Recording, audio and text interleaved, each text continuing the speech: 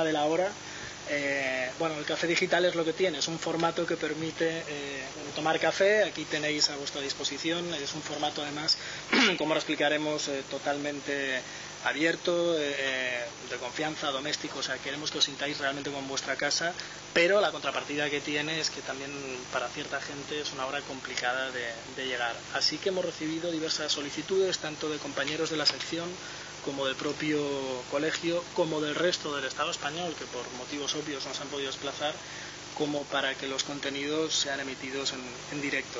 Ese es el motivo por el cual, si no hay ningún inconveniente por parte de los ponentes, os pediré de hacerlo en castellano para que en el resto de España nos puedan entender, y así de este modo es posible además por un canal que hemos montado que, bueno, quizá lleguen a enviar además algún tipo de duda, algún tipo de comentario. Esperemos que sean en buen tono, evidentemente. Muy bien. Ya estamos, Bueno. ¿Sí? Ya estamos en web. Perfecto. Muy bien.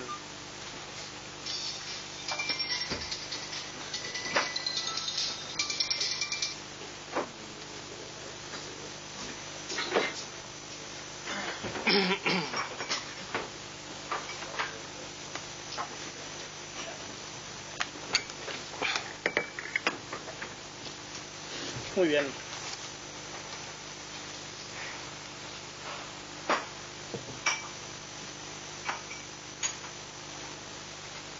Perfecto, pues si os parece vamos a dar inicio al café digital de hoy. Muy buenas tardes a todos. Para los que no me conozcáis, soy Rodolfo Tesone. Tengo el honor de presidir la sección de Derecho de Tecnologías de la Información y la Comunicación de esta casa, del Ilustre Colegio de Abogados de Barcelona. Y primero de todo, en nombre de la sección y del propio colegio, quería daros la bienvenida y agradecer vuestro interés en participar en este interesante evento, en este segundo café digital, que a partir de ahora además nos encantaría que fuera el vuestro, que fuera vuestro café digital y que os sintáis como en vuestra casa. En segundo lugar, y como no podía ser de otra manera, quería agradecer a Arcadi Oliveras que haya tenido la deferencia de aceptar nuestra invitación a participar en este coloquio.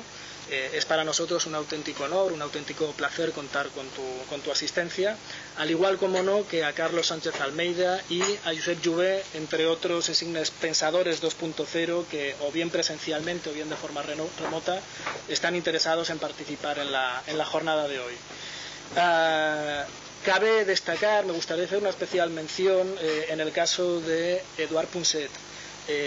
Lamentablemente le ha sido imposible venir al evento de hoy por problemas de agenda, pero me ha pedido expresamente que lo disculpéis y que os traslade de su parte un afectuoso saludo para todos vosotros. Hemos estado hace un rato con él, estaba en la conferencia de B-Digital Congress, coincide además, se producía la circunstancia de que ahora entraba en grabación del programa Redes con Gregory Stock, que es un eminente científico a nivel mundial, muy reconocido en todo el ámbito del genoma humano, así que lamentablemente por cuestiones de agenda le ha sido imposible asistir, pero estoy seguro de que en un futuro podremos contar con él para próximos eventos. Bien, desde la SDTIC del Colegio de Abogados conviene recordar que somos un grupo de más de 500 abogados, ya más de 500, especializados en Derecho de las Tecnologías de la Información y la Comunicación y en Derecho Digital, lo que nos sitúa como grupo de referencia en todo el ámbito de la abogacía 2.0. El tema del 2.0 hoy de manera más clara que en ningún otro contexto, y a la vanguardia doctrinal en toda Europa sobre las nuevas corrientes en Derecho de tecnologías de la información y la comunicación.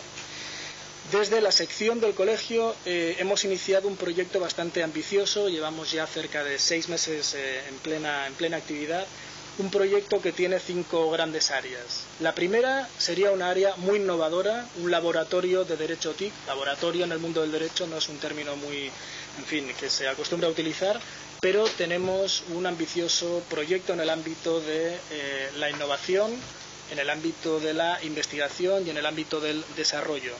Está todo ahora mismo por recodificar el ámbito del derecho, el ámbito de la legislación, tanto a nivel europeo como a nivel estatal, y tenemos un reto importantísimo por delante.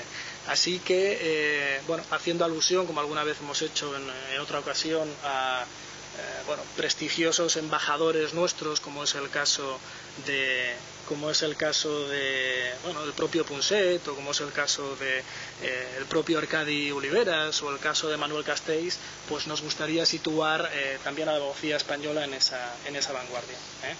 El segundo apartado es una gran área también relacionada con todo lo que sería el apartado de eventos, el apartado de jornadas, conferencias, congresos, en definitiva toda la difusión relacionada con el derecho de las tecnologías de la información y la comunicación. En eso estamos, hemos configurado un ambicioso programa. Tenemos la satisfacción de colgarnos la medalla de que fuimos los organizadores de la primera conferencia sobre la ley SINDE, nada más salir la ley. Tuvimos aquí a 2 ponentes y creo que ellos tendrán ocasión de explicaros que todo este movimiento del 15M, del Democracia Real Ya, tiene un punto de origen, tiene un elemento embrionario que precisamente surge de aquellas épocas y casi me atrevería a decir de aquella conferencia. Así que luego tendremos ocasión de desarrollar el tema. Tuvimos también la satisfacción de ser los primeros en hablar sobre la reciente reforma del régimen sancionador de la LOPD. Montamos una jornada de privacidad. Lo propio sucedió también con la jornada sobre ciberdelincuencia. Nada más aprobarse la reforma del Código Penal, pues montamos la jornada sobre ciberdelincuencia y es nuestra pretensión continuar siendo pioneros dentro de este tipo de eventos. La tercera área, también muy importante, sería todo lo relacionado con el ámbito académico formativo. Lamentablemente nos encontramos en la situación en que en las licenciaturas de Derecho apenas se hace mención a lo que es la materia de nuevas tecnologías. Así que por parte de todos tenemos que hacer un sobreesfuerzo para dotar de contenidos académicos, de programas formativos, tanto en la vertiente de introducción, de iniciación, de especialización, de expertización, para que los retos que nos aportan la sociedad actual en materia de conflictos legales TIC puedan ser convenientemente atendidos por parte de la abogacía española. Y por último, los 2 últimos áreas de trabajo. Una, el área de normativa. Hemos tenido también la satisfacción la pasada semana de que una de las enmiendas presentadas por parte de la Comisión de Normativa al Colegio de Abogados de Barcelona, en conjunción con el Consejo General de la Abogacía Española, ha sido aceptada por parte del Congreso, con lo cual tenemos ahí un precedente, y estamos siendo invitados también en el contexto de la Unión Europea a participar en cuestiones tan trascendentes como la ciudadanía digital, como la identidad digital o como el DNI electrónico europeo. Ya iremos entrando en ese tipo de cuestiones con mayor detalle. Así que dentro de ese contexto, en definitiva, de lo que se trata es de defender los intereses de nuestro colectivo y especialmente de posicionar a los abogados TIC en un ámbito en el cual hasta ahora pues éramos poco abogados casi que de segunda. Gracias a Dios, de 3-4 años a esta parte pues empezamos a recobrar nuestro posicionamiento. Bien, acabada la cuña publicitaria, acabado el publireportaje, sin más dilación pasaré a comentar que dentro del programa de eventos decidimos organizar el Café Digital para darle un toque distintivo a lo que son los eventos en formato conferencia, en formato solemne que hasta ahora estábamos ofreciendo, de forma que el Café Digital es un formato de carácter abierto e integrador, no solo para abogados, sino para todas aquellas profesiones que tengan algún tipo de vinculación con el mundo digital y con el mundo del derecho, de las tecnologías de la información y la comunicación, y en el que de una manera distendida, participativa, 2.0, que de ahí viene el tema, pues podamos tratar temas de máxima actualidad y o trascendencia, como es el de hoy, en el ámbito de la sociedad de información y en donde podamos intercambiar experiencias, exponer opiniones, plantear dudas, resolver problemas y, lo más importante, consensuar líneas rectoras de actuación. ¿Cuál es el objetivo? Pues el objetivo es crear un foro de referencia doctrinal, ni más ni menos, entre juristas interesados por el derecho de las TIC y con la pretensión de que todo lo que aquí se cocine a nivel de laboratorio lo podamos pasar a esa área que os comentaba de investigación, de innovación y de desarrollo. Bien, en la sesión de hoy hemos decidido tratar un tema de rabiosa y trascendente actualidad. Vamos a hablar de los movimientos sociales, vamos a hablar del ciberactivismo y como telón de fondo un eje fundamental, la democracia 2.0. De esta forma, con el permanente reto de abordar temas de máxima actualidad y trascendencia, como he comentado, y teniendo en cuenta los últimos acontecimientos llevados a cabo por movimientos sociales y por ciberactivistas, desde la sección y desde el Colegio de Abogados hemos considerado conveniente, dentro de la función que nos corresponde a los juristas y más concretamente a los abogados, analizar la presente situación desde una perspectiva estrictamente jurídica. Evidentemente, Dios me libre de coartar o de censurar enfoques, opiniones o exposiciones subjetivas. Aquí sí que los ponentes tienen absoluta y plena libertad para decir lo que les parezca. Pero sí que desde un punto de vista de reconducir lo que va a ser la línea de debate de hoy, nos gustaría plantearlo desde una perspectiva de neutralidad jurídica, si me permitís la expresión. Sé que va a ser complicado, pero mi labor como moderador de la mesa de hoy va a ser intentarlo. A partir de aquí, bueno, hay una pregunta. Como he dicho que era participativo...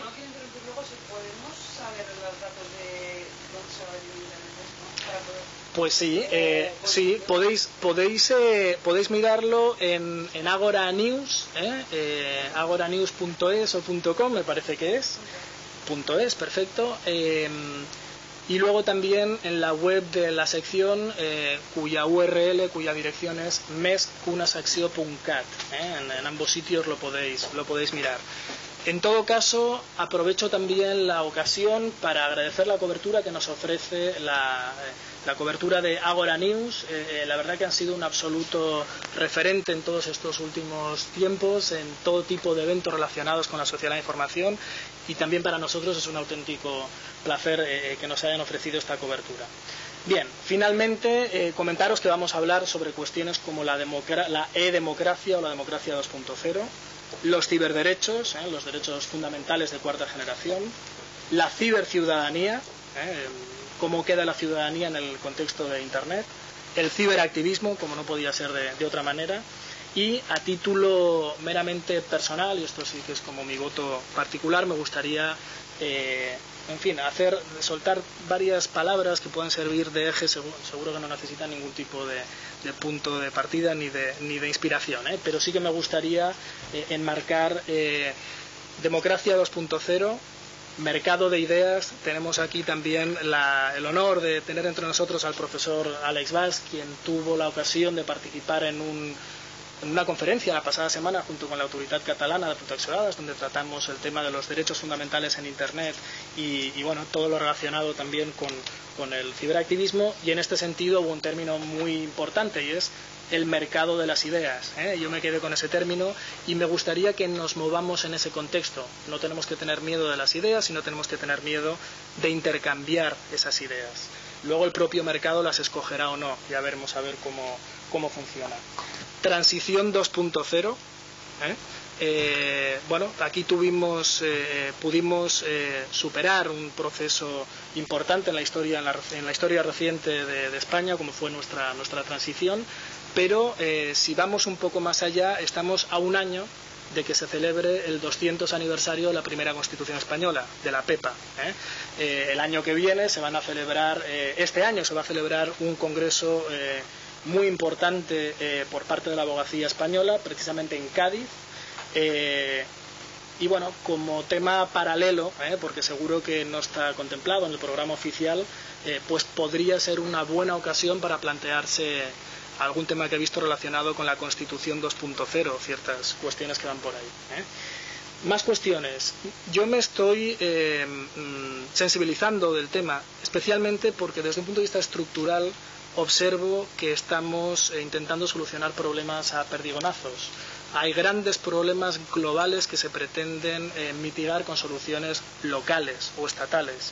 Y desde una perspectiva temporal, la humanidad tiene importantes problemas, importantes retos que son de carácter estructural y que solamente se van a solucionar a 20 o a 30 años vista, cuando en las democracias occidentales las legislaciones duran 4 años, las legislaturas duran 4 años, con lo cual en 4 años difícilmente nadie se va a preocupar de lo que nos pueda pasar de aquí a 20 o de aquí a 30 años. Con lo cual, un tema de globalización, un tema de jurisdicción, un tema de soberanía estatal y un tema, en definitiva, que nos atañe a todos, y es de cómo vamos a poder afrontar esos grandes retos. Probablemente por la problemática de la crisis económica que tiene origen financiero, y que todavía no ha habido una crisis social, pero en fin, si no se le pone remedio a eso, pues nos encontraremos con una difícil coyuntura. Yo soy de los que aboga por ponerme la máscara de mejoradores sociales, ¿vale? No podemos ser perfeccionistas, la perfección no existe, pero creo que como ciudadanos todos tenemos el deber de intentar mejorar la sociedad. Y aquí inculcamos, los que somos del ámbito de las TIC, un axioma que es la mejora continua, y yo añadiría, y sostenible. Si inculcamos la mejora continua y sostenible, y tenemos esa capacidad crítica, y podemos involucrarnos dentro de ese mercado de las ideas, no tenemos por qué tener miedo a nada. Eso sí, mi punto de vista es, sin romper nada, no rompamos nada. Creo que en el marco de la ley se pueden hacer muchísimas cosas para mejorar y para cambiar, pero si yo estoy haciendo todo esto por mi hijo, yo tengo un hijo de 3 años, me gustaría que tenga un futuro mucho mejor del que le espera, y lamentablemente pintan bastos, las expectativas que tenemos son negativas. Ahora bien, si por cuenta de mejorar, si por cuenta de llegar a esa democracia 2.0, de solventar los problemas endémicos como la separación de poderes, la partitocracia, las listas electorales, etcétera, etcétera, algo se va a romper en los próximos 10 o 15 años, y cuando digo se va a romper se va a romper socialmente, yo no quiero jugar esta partida, ¿vale? Por lo tanto, me gustaría que desde la moderación, y sobre todo, en fin, con los cerebros pensantes que tenemos a nuestra disposición, seamos todos lo suficientemente responsables en este contexto. Y por último, me gustaría acabar con uno de los lemas más nombrados en los movimientos tanto de Sol como de Cataluña, que es la no violencia. Me gustaría destacar que la no violencia no se circunscribe exclusivamente a la no violencia física, o a evitar escenarios de agresión. La no violencia, hay muchas formas de violencia y hay muchas formas de comportamiento antisocial, y no solo se reduce a un tema de resistencia física, o no solo se reduce a un tema de eso, también podréis hablar vosotros mucho, pero creo que todo lo vamos a poder tirar adelante con el lema de no violencia. Creo que me he extendido, así que os pido disculpas a todos. Habrá tiempo después en el turno de debate para plantear estos y otros temas que queráis, y sin más dilación me gustaría pasar en este caso la palabra a Arcadi Oliveras, no sin antes hacer una breve reseña curricular. Arcadi Oliveras, para los que no lo conozcáis, es economista de referencia entre los movimientos sociales. Entre otros temas, es experto en economía mundial, en finanzas especulativas y en gasto militar. Además, es presidente de la Fundación de Justicia y Paz, es doctor en ciencias económicas e imparte numerosos cursos y conferencias, además de dar clase de economía contemporánea en la Universidad Autónoma de Barcelona. No sin antes dar su turno de palabra, como os he comentado, el programa de hoy, después pasaría el turno de palabra a Carlos Sánchez Almeida, posteriormente a Josep Jouvé, y calculo luego tener aproximadamente 20 minutos, media hora para intercambiar opiniones. Así que gracias, y paso la palabra a Arcadi Oliveras. Bien, buenas tardes a todos. Gracias a la sección de tecnologías de la información y la comunicación del Colegio de Abogados, y de modo especial a Rodolfo Tessone por haberme invitado. Yo pienso que me ha invitado por amistad, por cariño, pero sin ninguna razón. Porque yo ni soy jurista, no soy abogado y me muevo muy raramente en el mundo jurídico, ni soy tampoco experto en temas de información y comunicación.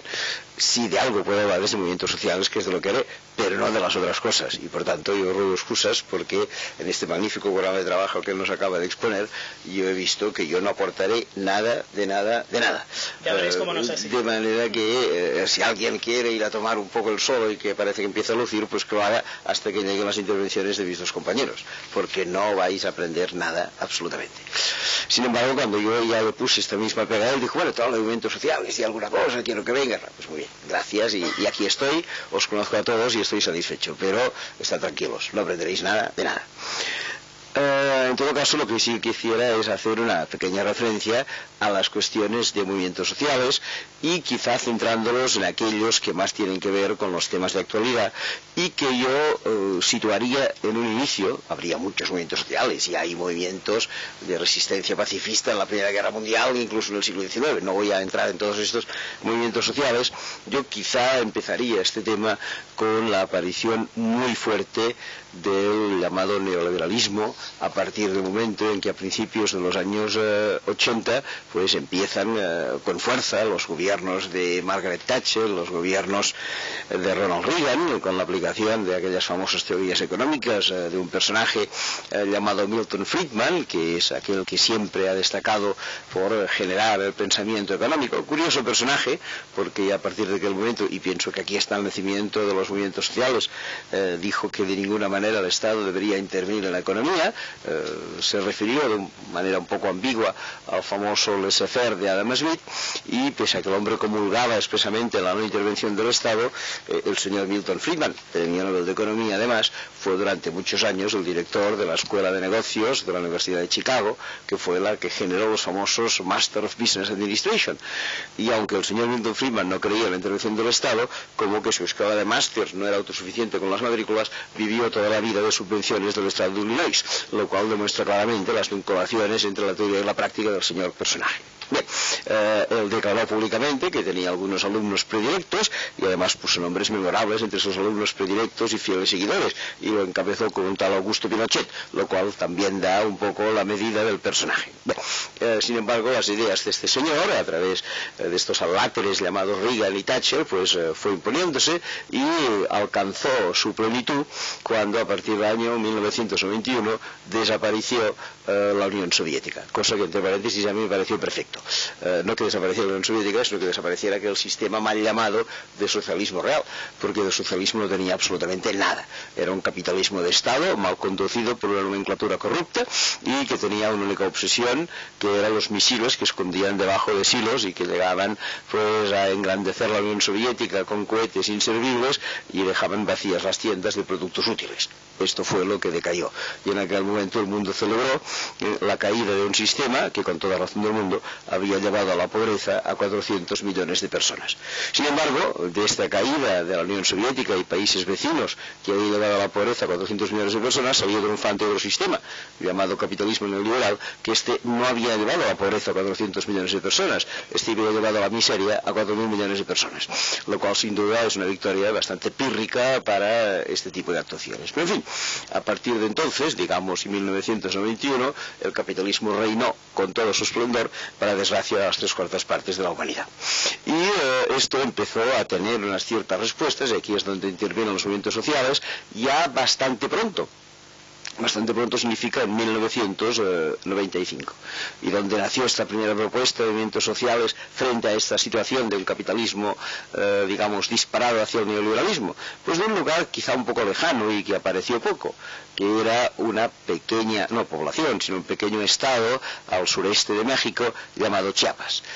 En aquel momento, en el año 1994, estalló una revolución que algunos recordarán que era promovida por los zapatistas, una revolución que intentaba ya llamar la alerta sobre una famosa prueba del neoliberalismo, que no había sido otra que la firma de un tratado comercial llamado NAFTA entre Canadá, Estados Unidos y México, del cual México acabaría pagando gravísimas consecuencias, y las está pagando todavía ahora al haberse convertido en un narcoestado en manos básicamente de los Estados Unidos, en la que la gente muere a docenas, a centenares, eso sí, siempre con armas vendidas por Estados Unidos a este país. Bien, esto fue un pequeño desastre del cual los zapatistas se dieron cuenta y empezaron ya con el famoso ZLN, el Ejército Zapatista de Liberación Nacional, que por suerte es un ejército más bien poético más que armado, lo cual estaría en la línea de la no violencia de la que hablaba Rodolfo hace un rato.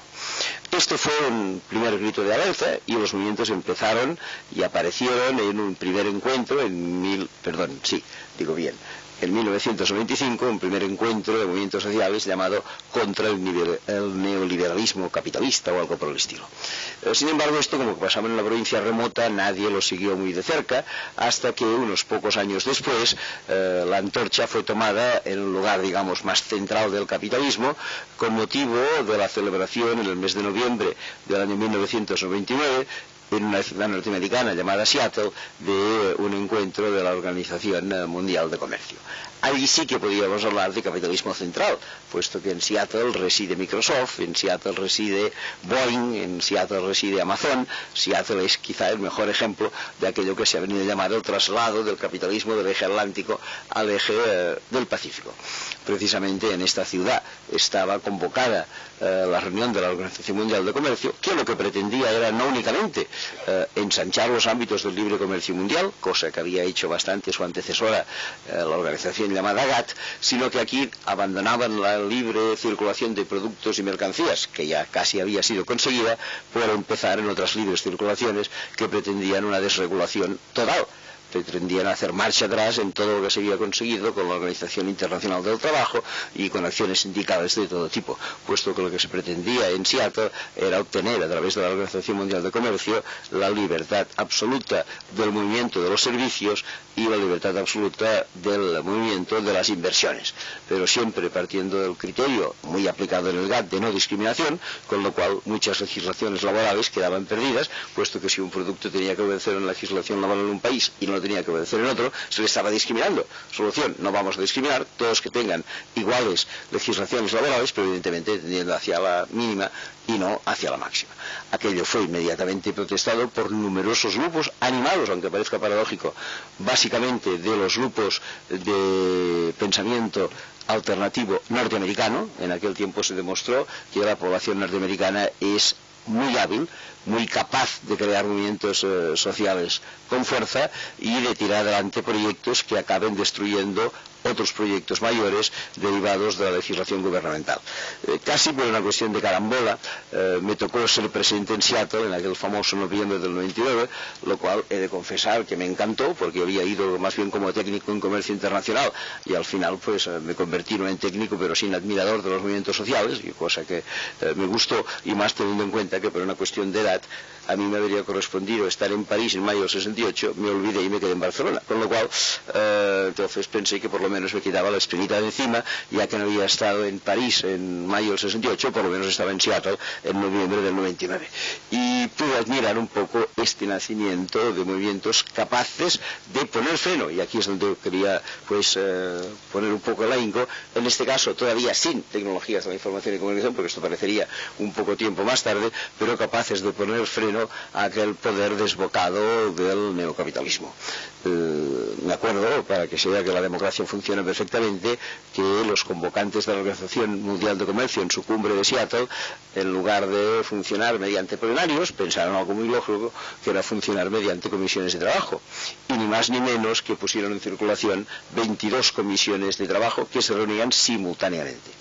Habida cuenta que los países del tercer mundo habían mandado unas comisiones de 5 personas como delegadas a la reunión de la OMC, resultaba que la mayoría de los países del tercer mundo se perdían 3/4 partes de las discusiones que habían allí, puesto que si tenían 22 reuniones simultáneas y tenían 5 personas, difícilmente podían enterarse absolutamente de nada. Cosa que fue resuelta hábilmente por los movimientos sociales de Estados Unidos, que facilitaron una representación de 44 periodistas, a razón de 2 por comisión de trabajo, en esta reunión de Seattle. 44 periodistas que en realidad eran falsos periodistas y verdaderos economistas, que lo que hacían era tomar nota de lo que sucedía en cada una de las 22 reuniones de trabajo simultánea, a las que no podían asistir los representantes del tercer mundo, y cada tarde a las 6, en una especie de polideportivo de la ciudad, reunían a todos los embajadores de los países que no habían podido asistir y les explicaban un poco la lección que se había aprendido aquella mañana en lo que hace referencia a energía, a transportes, a industria, a minería, a lo que fuera. ¿Qué consiguieron con todo esto? Algo muy importante. Cuando llegó el momento de aprobar por consenso la declaración de Seattle, la mayoría de países del tercer mundo, bien instruidos por estos pseudoeconomistas alias periodistas, votaron que no. con lo cual todo el progreso de la negociación del comercio mundial, que se tenía que haber inaugurado con lo que se llamó la Ronda Seattle, quedó retrasada hasta por lo menos 3 años después, puesto que los de la Organización Mundial de Comercio ya entendieron que no se podían volver a organizar reuniones en Seattle, que esto es peligroso, y entonces la montaron en Doha, en el Sultanato de Qatar, que nadie conocía hasta que llegó el Barça, y a partir de ahí, pues entonces hacer con poca circulación de personas unos acuerdos que forzaran inmediatamente a estos países a aceptar unas condiciones draconianas. Bien, es verdad que la cosa, para terminar con lo de Seattle, no acabó funcionando bien, porque bien es cierto que en Doha pudieron aprobar lo que quisieron, porque no se acerca a nadie, pero después la siguiente reunión, por una cuestión de calendario, aquello de que cada ciudad tiene derecho a una reunión internacional per cápita para poder vivir los taxistas, entonces lo que hicieron fue convocar la siguiente reunión en Cancún hay taxis y hay libertad y tal, y por tanto allí accionaron como quisieron, y la siguiente la montaron en Hong Kong, total que volvió a ser un tercer fracaso. De las 4 reuniones montadas por la OMC, la de Seattle fue un fracaso, la de Hong Kong fue un fracaso, la de Cancún fue un fracaso, y la única que todavía ahí nombramos es la Ronda Doha, porque es lo único que ha quedado de aquella antidemocrática reunión en aquel momento. Esto es así, y la OMC aprendió la lección. También aprendió la lección que dijo que se habían acabado las reuniones cumbres, que a partir de ahora las reuniones se hacían en privado en Ginebra, que allí mandaban ellos y que nada de participación social, lo cual no está nada mal para ver cómo funciona esta economía. Bien, esto lo he puesto como preaviso porque a partir de ahí nació pues con fuerza una idea de que los movimientos sociales tenían algo que hacer. Pero esta idea no se terminó en aquel momento, porque esta idea... Sí. Bueno, gracias.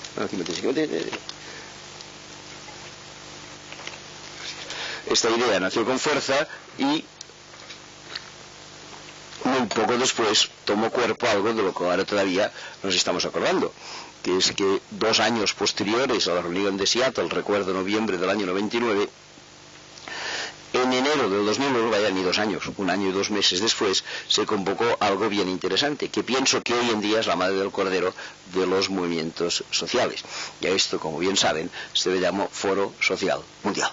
Esto nació en principio como réplica a la organización que se celebraba cada año en la ciudad suiza de Davos, del llamado Foro Económico Mundial, que no dejaba de ser ni más ni menos que un pequeño grupo de privilegiados que en las versiones más antidemocráticas que existen intentaban pues un poco generar el discurso económico dominante, y que al final la gente se dio cuenta que esto no funcionaba, porque al cuidado, ¿qué es el Foro Económico de Davos?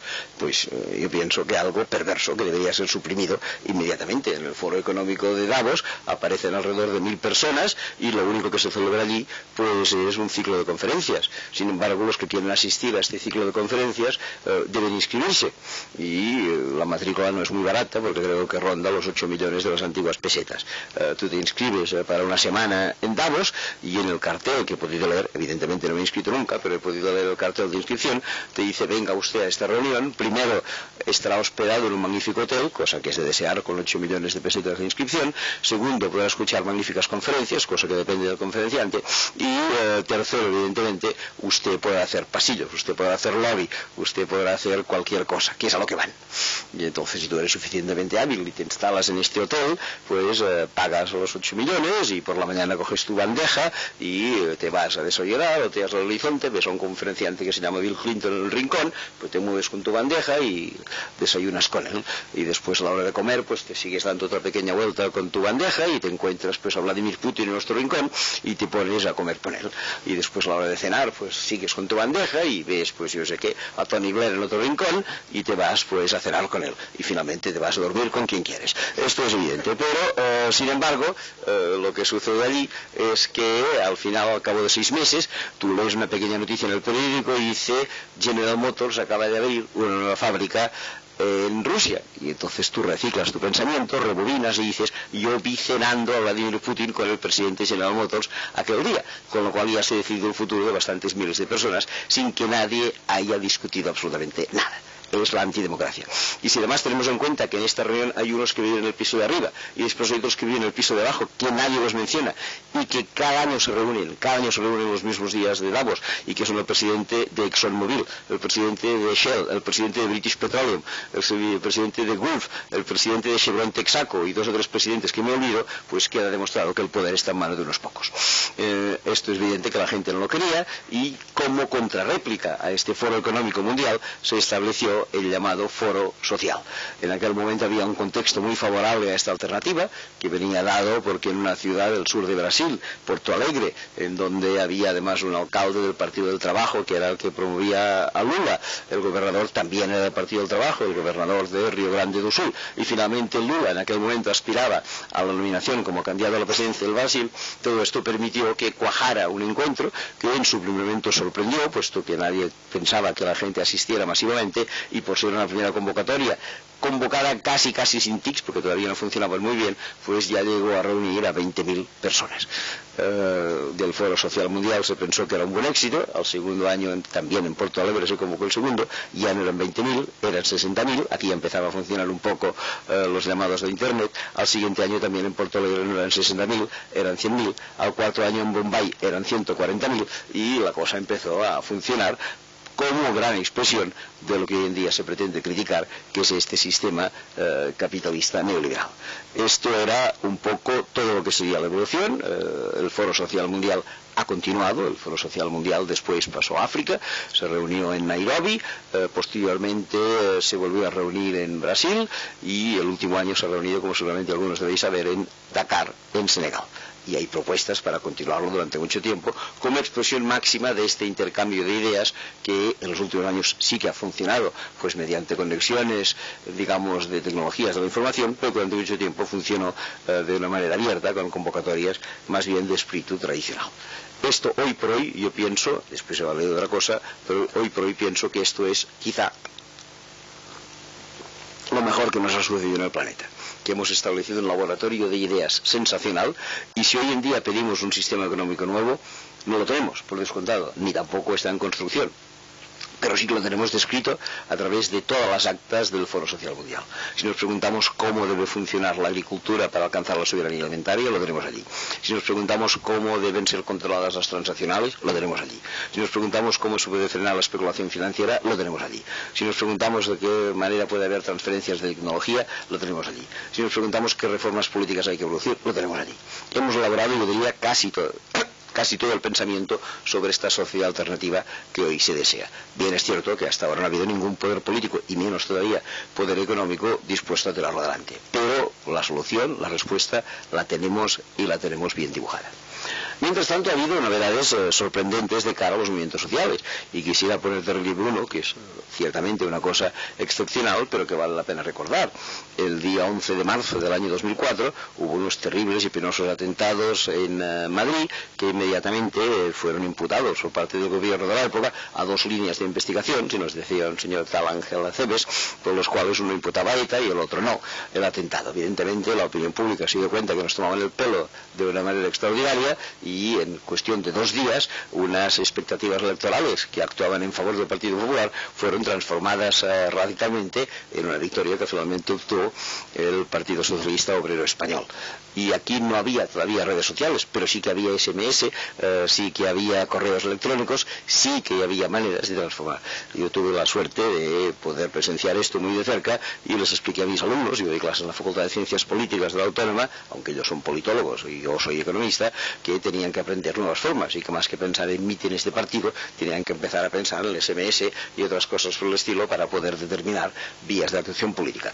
Cosa que posteriormente se ha ido conformando y confirmando.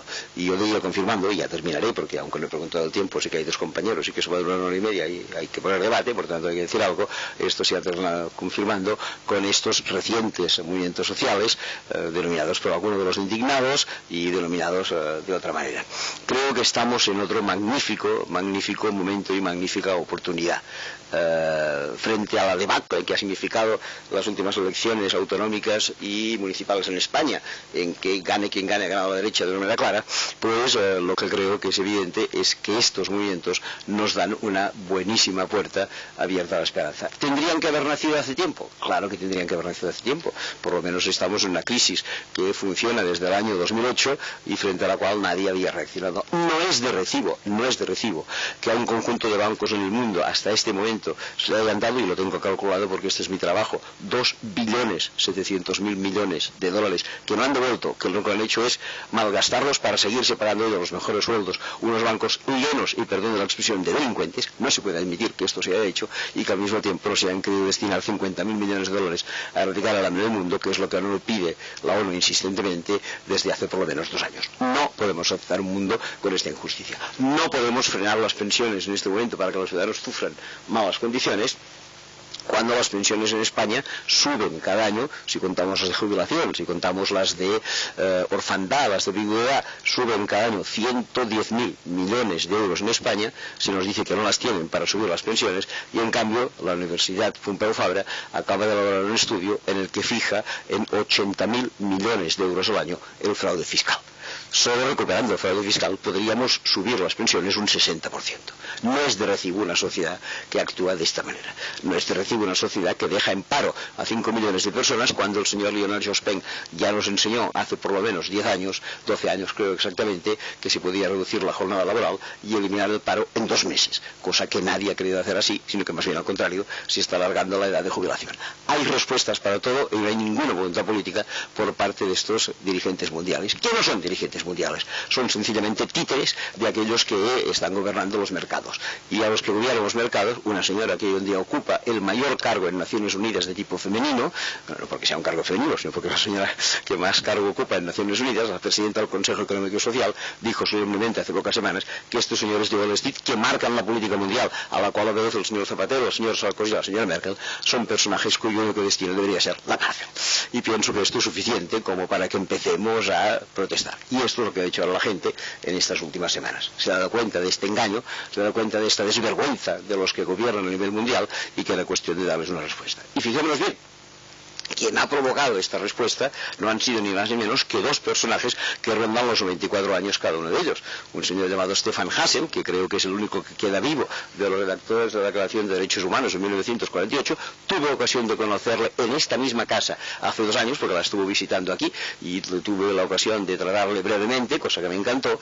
Y otro personaje que es de mi gremio, que es un economista de Madrid, llamado José Luis San Pedro, los dos con 94 años en este momento, que uno dice indignados y otro dice rebelados, lo cual pienso que es la base de lo que tenemos que hacer actualmente. Hemos de aprender estas lecciones, y esto se ha podido producir ¿cómo? Pues en base a un caldo de cultivo que ya existía antes, tú mismo lo has mencionado, gente que estaba enfadada con la hipoteca, gente que estaba enfadada con la ley SINDE, gente que estaba enfadada con muchas otras cosas, y gracias a estas tecnologías de la información y la comunicación han permitido que todos ellos se agruparan, que existan grandes debates. Claro que existen grandes debates en la Plaza Cataluña, claro que existen grandes debates en la Puerta del Sol o en el Ayuntamiento de Valencia, pero donde los debates mayormente existen es en la red.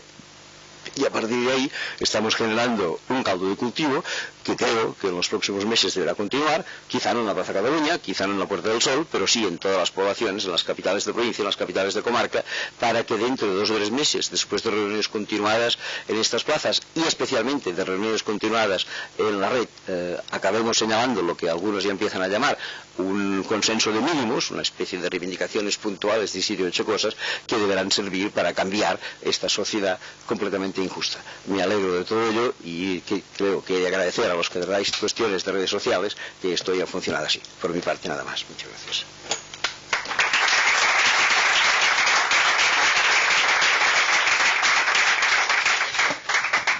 Muy bien, muchísimas gracias a ti.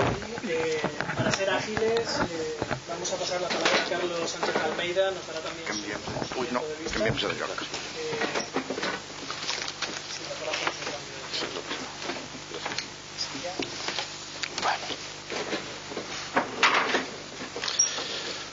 Bueno, muchas gracias a la sección por brindarme esta. Disculpad, ya lo de siempre.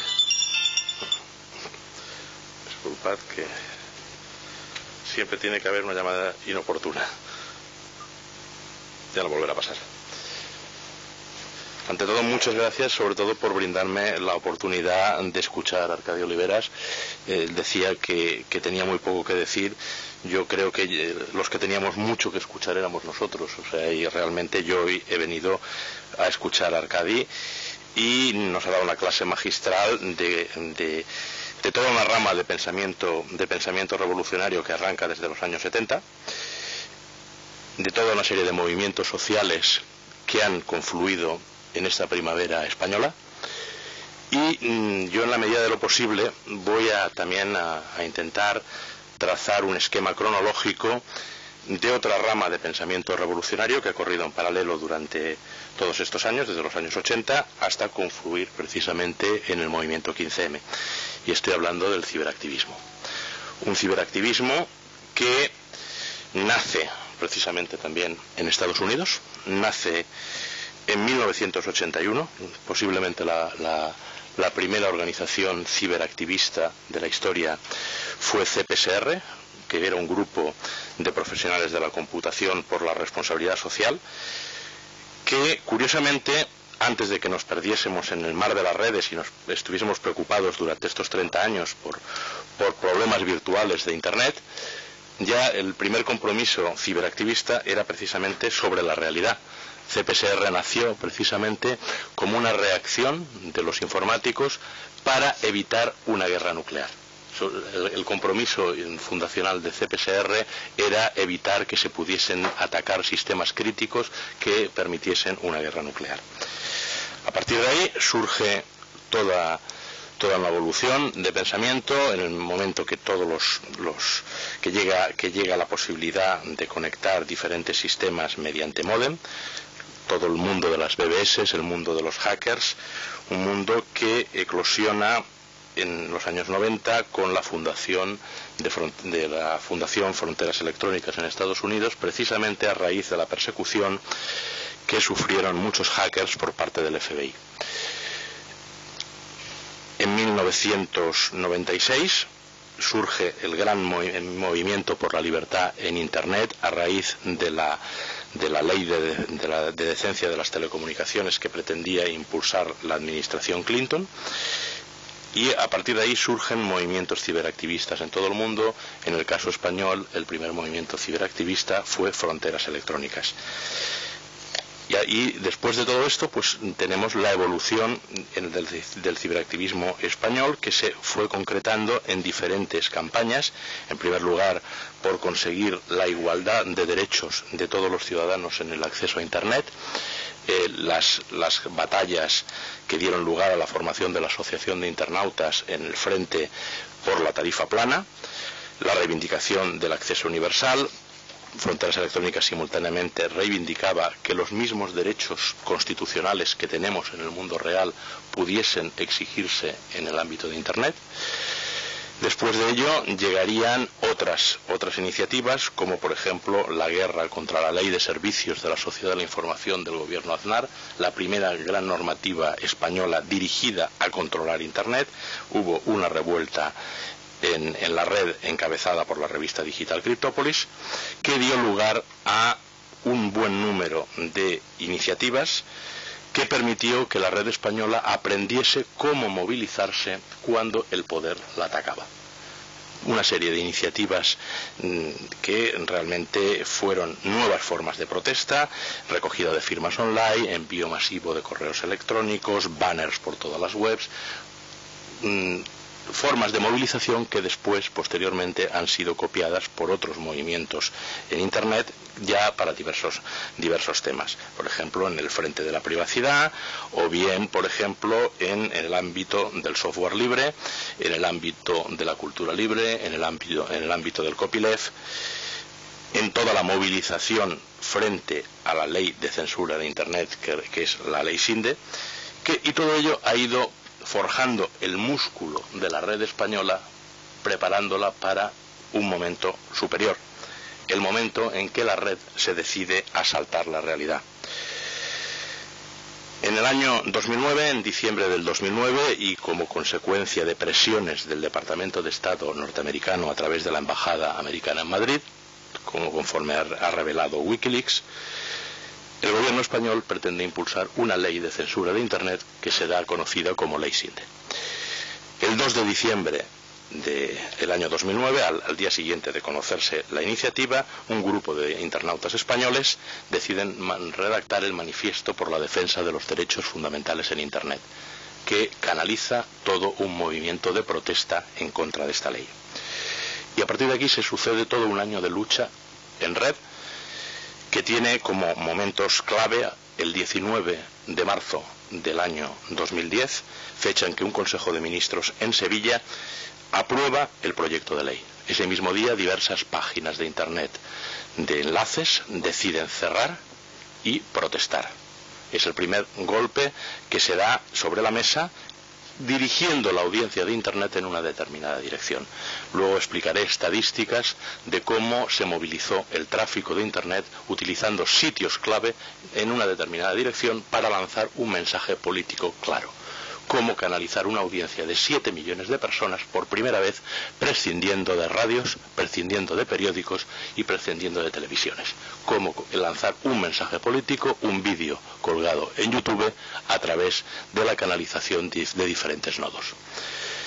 Este primer golpe en la mesa no tiene efecto a lo largo de todo el año 2010, sigue adelante el proyecto de ley y así llegamos a el mes de diciembre de 2010, cuando se destapa además todas las escuchas, todas las filtraciones de Wikileaks.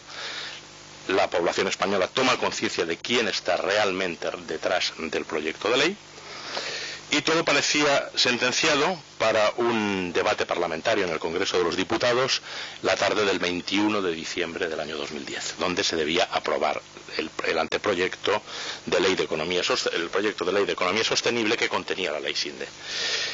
Y bien, en el momento que va a llegar esta votación, el 19 de diciembre, las principales páginas españolas de enlaces deciden de común acuerdo cerrar todas sus páginas, lanzar un mensaje político y decir hasta aquí hemos llegado.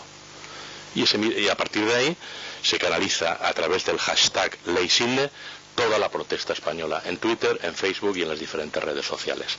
Se empieza a bombardear sistemáticamente las cuentas de correo electrónico de los parlamentarios y durante todo el día 21 son sometidos a un cerco virtual para que doblen el brazo. Y finalmente doblan el brazo. La red española consigue parar un proyecto de ley en el Congreso de los Diputados.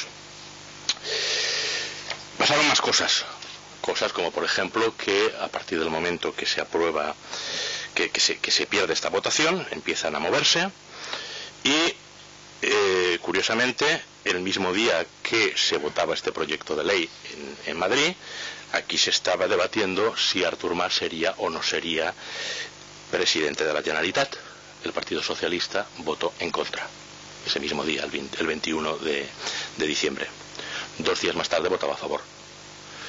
Y unos días más tarde, un señor llamado Ferran Mascarell, que había sido el mascarón de proa de la cultura dentro del ámbito socialista, tanto en el Ayuntamiento de Barcelona como en la propia Consellería de la Cultura de la Generalitat, recuperaba su cargo nuevamente bajo Convergencia y Unió. Pasan más cosas y el día 25 de enero del año 2011 se llega a un gran pacto entre los 3 partidos mayoritarios, PP, PSOE y CiU, para impulsar la ley SINDE. Esto el 25 de enero. El 27 de enero se lanza un hashtag en Internet. Les voy a leer concretamente el tuit que escribí yo la tarde del 27 de enero. 5 meses, en latín V de Vendetta. 21 del 12, derrota ley SINDE. 21 del 5, jornada de reflexión. No les votes, ley SINDE. A partir de ahí se organiza una serie de personas que saben canalizar tráfico en Internet, personas que manejan blogs, personas que manejan redes de blogs, personas que manejan catalizadores de información, se agrupan y deciden lanzar un mensaje político. Primero, obviamente, alrededor de la ley SINDE, que es un ejemplo máximo de corrupción, al más alto nivel, pero evidentemente lo que se estaba ya en ese momento preparando, el embrión, era una denuncia de la corrupción sistemática de nuestra clase política. Obviamente el MacGuffin, la vía de canalización de toda la protesta fue la ley SINDE, porque era la forma de canalizar todos los nodos en una misma dirección. Una vez se consigue esa dirección determinada, a partir de ahí se toma la decisión de cambiar el mensaje agrupando todas las propuestas que se han sometido a debate en un wiki. primero se canaliza la protesta. Una vez se tiene a las personas en la asamblea, se decide en la asamblea cuál es el mensaje que se va a defender.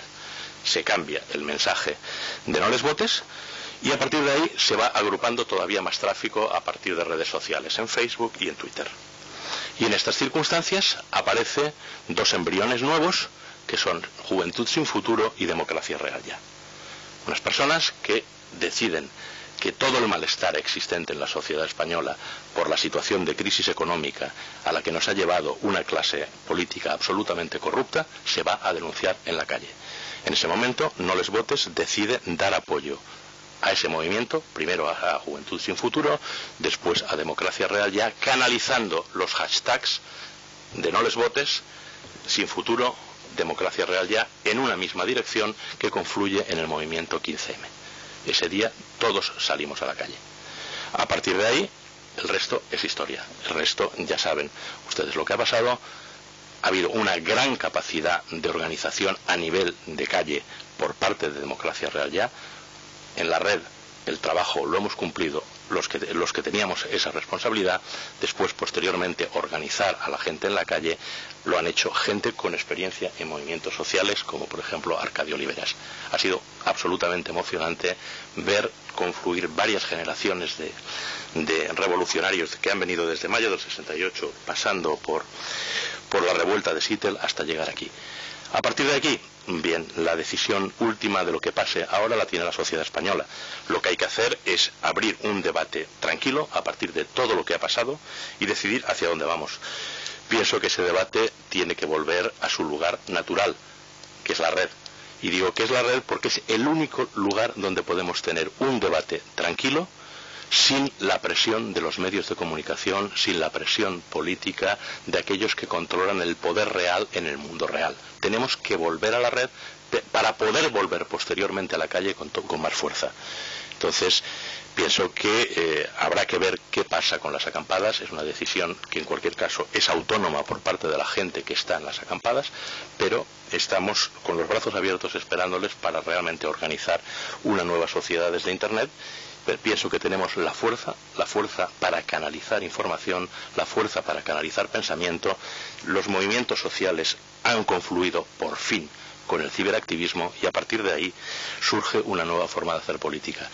Y en esa nueva forma de hacer política lo más importante, como decía al principio, es tener la capacidad de escuchar al otro. Muchas gracias.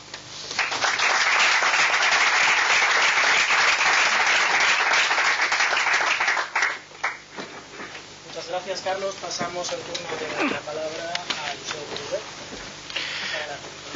Bien, en primer lugar agradecer que se acuerden siempre de mí la comisión y espero cumplir con las expectativas.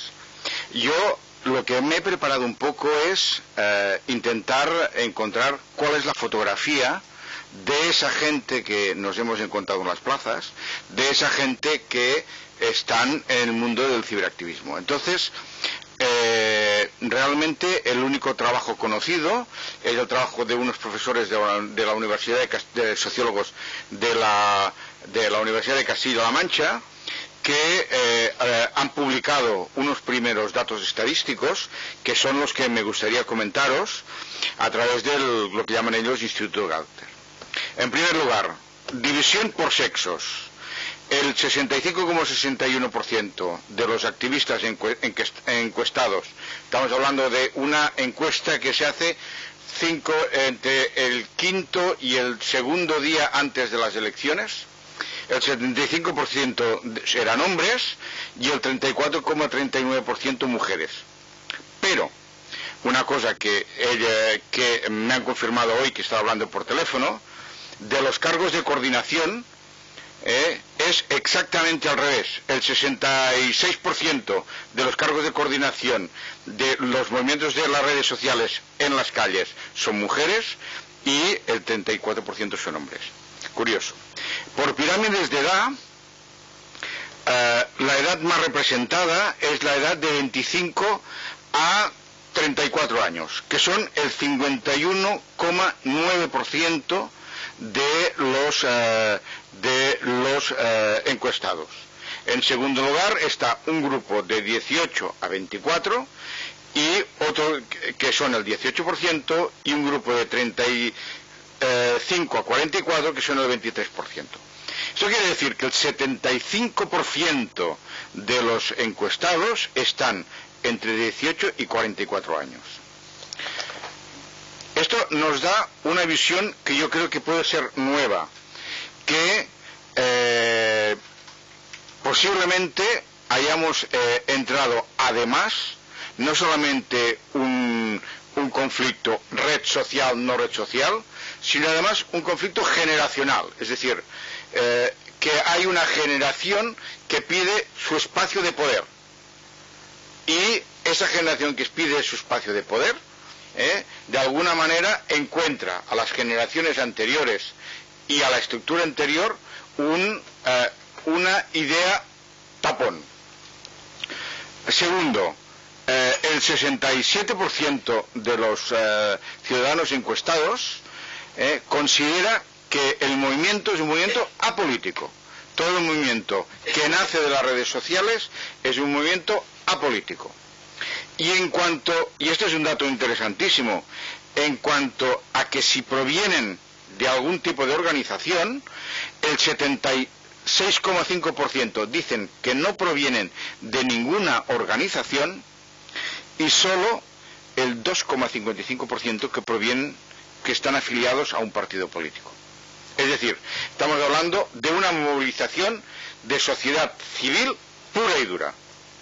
Por lo tanto, tenemos un segundo elemento aquí a analizar. Es decir, tenemos el elemento generación y después el elemento de que nos hemos organizado los que no estamos después de no organizados, los que pertenecen a organizaciones sin ánimo de lucro son el 10%, que quiere decir que tampoco son significativos para el ejercicio de la acción y la organización. Dan soporte, pero no son significativos. Otro dato interesantísimo es de que, sobre todo leyendo lo que ha aparecido en los periódicos, sobre todo en periódicos con una cierta idea centralista y de derechas, que hablaba incluso de perroflautas, sorprendentemente el 58,86% de la gente que estaba en las plazas en aquel momento son gente con trabajo. No estamos hablando, el movimiento no lo han llevado adelante gente en el paro, sino gente con trabajo. 58,86% gente con trabajo, 17,72% de estudiantes, y solo el 16% se confiesan parados. Pero es que además, no cualquier tipo de trabajo. A la pregunta de que ¿piensa usted que va a perder el lugar de trabajo en los próximos meses?, el 45% dice que poco probablemente va a perder el lugar de trabajo. Y el 24% que nada probablemente va a perder el lugar de trabajo. Es decir, son gente que trabajan y que además tienen la conciencia de que no van a perder su puesto de trabajo. Y entonces, ¿por qué están allí? Están allí precisamente por la idea de tapón. Es decir, a la pregunta de ¿va a poder usted cambiar de trabajo? ¿Va a poder usted mejorar en los próximos meses? El 46% dice que poco probable y el 17% que nada probable. Es decir, la idea es, estoy aquí porque tengo que mejorar. Mi grupo, de alguna manera, está en la calle porque no tiene salidas de futuro. Y posiblemente este sería un dato muy interesante porque todo el movimiento social se va a llevar adelante en los ejes que estamos hablando. Pero además hay otros datos más curiosos. De los que están en la calle, el 24% son licenciados, el 16% tienen FP de grado superior, y el 16% de posgrado, 11% diplomados, 9% y arquitectos o ingenieros superiores, y bachillerato superior el 5%. Es decir, el 89% de los encuestados en aquellos días que estaban en la calle son gente con estudios superiores. Por lo tanto, y aquí hago una pequeña frase que me enseñó un amigo policía, que me decía: el perroflauta de hoy es el concejal de mañana. Y por ahí van a ir las cosas. Entonces, de estos, el 55% sí hicieron actividades además de su presencia en la plaza, pero hay otro dato que yo creo que es esencial. Es decir, ¿cómo te has movilizado? ¿Qué ha hecho que a ti se te encendiera la mecha de movilización? Entonces, el 82% dice que está en la calle por la movilización de las redes sociales. El 36%, como segunda opción, daría amigos y conocidos. La televisión va al 33%, los periódicos del 23% y la radio el 17%. Es decir, a más medio politizado, menos capacidad de levantarse del asiento han conseguido. Es decir, ha sido una revolución o una evolución de contacto a contacto. Yo tengo el Twitter de él y lo que dice él, yo me lo creo con preferencia a lo que diga el técnico o el especialista en el periódico más importante. Finalmente, a la pregunta de dónde se situaría, estamos en una idea que en el campo político actual nos situaríamos entre el centro izquierda y la izquierda. Pero, además, ¿cómo ven las perspectivas de futuro? Es decir, las perspectivas de futuro, ellos la ven que se han movilizado porque no creen que haya por parte de la sociedad capacidad de mejora. Así, a la pregunta ¿cómo calificaría la situación actual? El 60% habla de que es muy mala y el 30% mala, es decir, estamos hablando de un nivel del 90% que habla de mala y muy mala. Y si dentro de un año la situación puede mejorar, el 44% dice que continuará igual, el 35% que peor, y por lo tanto la gente tiene una visión pesimista de la situación política. Otra cosa sorprendente es el concepto de abstención. A la pregunta de ¿votó usted o no votó en las elecciones pasadas? Sí votó el 81%. Es decir, estamos hablando de un ciudadano que sabe ejercer sus derechos y que además a las elecciones del 22M pensaba votar en un 77%. Es decir, el concepto, la idea que en un momento desde la red se desarrolla de decir no votes, vota a otros, pues realmente esa idea funcionó. El 77% de la gente fue a votar. Y además ellos interiorizan el voto como una decisión personal y el 81% dice que ellos no son influenciados por los equipos de los medios de comunicación y que además van a cambiar, se divide la idea de cambiar el voto y realmente la mitad dice que continuarán votando a quien votaban y la otra mitad que sí que buscarían nuevas opciones. Y ese es otro de los puntos que en los próximos meses vamos a tener encima de la mesa. Es decir, estamos hablando de que lo que está viendo es un cambio de generación, como pudo haber aquí en los años, a finales de la década de los 70, en lo cual se jubilaron una serie de políticos y aparecieron otra manera de hacer la política y el poder que ha llegado hasta ahora, y van a pedirnos estas y se van a organizar para encontrar nuevas acciones. Finalmente, la influencia de las redes sociales, tanto en la asistencia a las manifestaciones, la prolongación de las reivindicaciones, la organización de manifestaciones, la difusión de valores y la difusión de manifestaciones, ellos establecen que la influencia de las redes sociales para ellos es de alta a muy alta. Finalmente, a la pregunta, ¿pertenece usted? ¿A qué redes sociales pertenece usted? El 89% estaban en Facebook, el 53% estaban en Twitter y el 38% en Twenty y otras el 22%.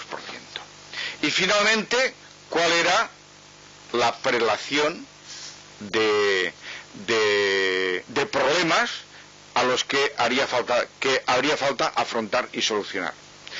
Entonces, además hoy hemos podido comprobarlo con los resultados del CIS de febrero y de abril, y realmente está habiendo una tendencia en este sentido.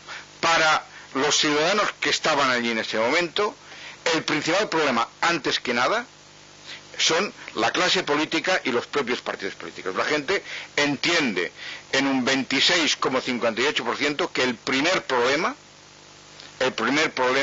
es la clase política y los partidos políticos. En segundo lugar está el paro, el 25,32%. No es el primer problema. Y el tercer problema, en un 13%, es la corrupción y el fraude. En cuarto lugar, ya bajando al 8%, estarían los problemas de índole económico. Destacar, por ejemplo, que el terrorismo representa el 0,63% de los problemas sociales.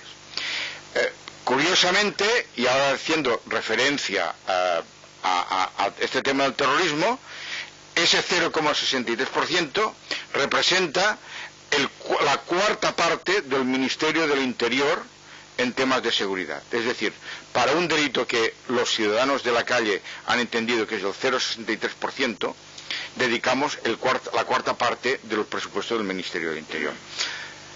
O la Administración de Justicia, que es el 0,63 también. Entonces, esto nos plantea un nuevo modelo que es muy diferente de la imagen que nos han dado hasta ahora los medios de comunicación, porque desgraciadamente los medios de comunicación se han visto en este cuarto lugar. Y yo quisiera, es que hoy estas cosas que ni vulgada ni hecho express se podría encontrar. Hoy en La Vanguardia hay un artículo de Francesc Marc Álvaro, que es yo diría que es un intelectual del régimen, en el sentido de la palabra. Entonces plantea 6 puntos, un poco para criticar todo el tema de las acampadas de los movimientos, y esos 6 puntos se parecen tanto a lo que oíamos de los franquistas al año 70 y pico, que vale la pena señalarlo. El primer punto: piensan los de las acampadas que los que no estamos en ellas somos idiotas y no nos enteramos. Textual, Segundo punto: ¿de qué indignación estamos hablando? Yo he estado indignado toda la vida. Tercer punto: lo que dicen hablar en nombre de las acampadas, tarde o temprano, ellos están allí gracias a la democracia, gracias a nosotros. Cuarto punto: esos de las acampadas son unos estetas. Más que de fondo, en las acampadas lo importante es la forma. Todo es más estético que estrictamente ideológico, aunque suene paradójico. Quinto punto: claro, estamos hablando de un tema generacional.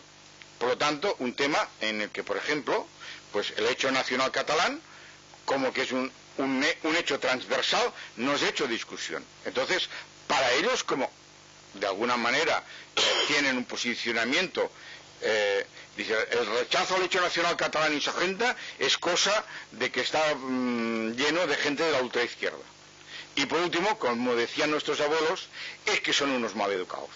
Dice, la falta de sentido del humor siempre da miedo, y esos señores tienen muy poco sentido del humor.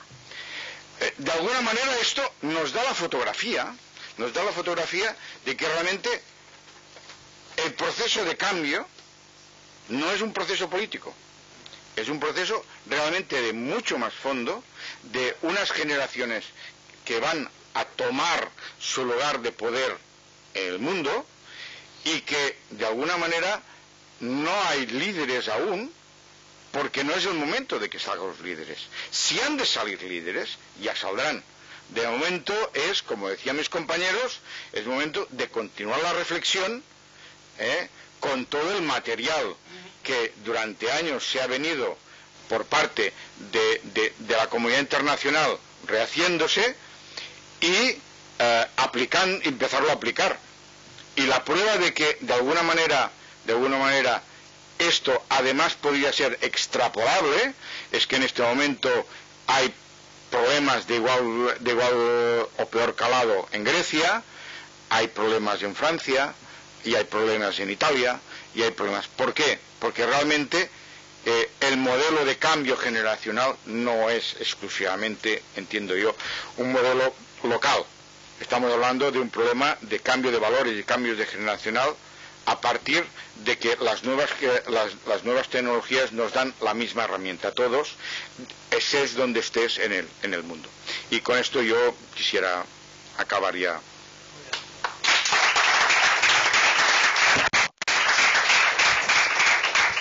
Muchísimas gracias, Josep, muchísimas gracias a todos los ponentes. Como vamos algo mal de tiempo, abriremos rápidamente el turno de debate. Yo solamente añadiré un par de reflexiones. Clístenes, uno de los padres de la democracia griega, en el año 510 a.C., tiene escritos donde nombraba los mismos problemas que hoy decimos de la democracia. Me refiero a que no todo es tan nuevo. Y como segunda reflexión, Winston Churchill decía que la democracia es el peor sistema de gobierno diseñado por el hombre, con excepción de todos los demás. Con lo cual, con estas dos referencias, ya hablamos de año 510 a.C., ya hablamos de hace medio siglo, creo que tenemos problemas encima de la mesa de mayor trascendencia.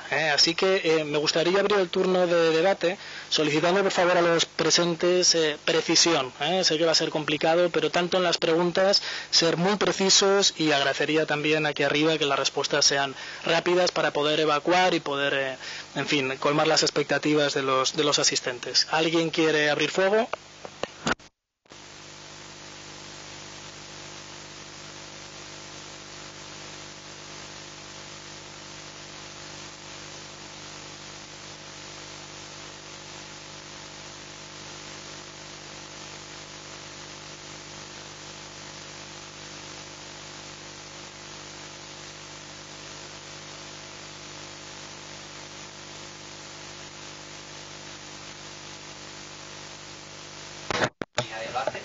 No me cuestiono el tema económico porque no tengo demasiado conocimiento al respecto, pero sí respecto al tema político.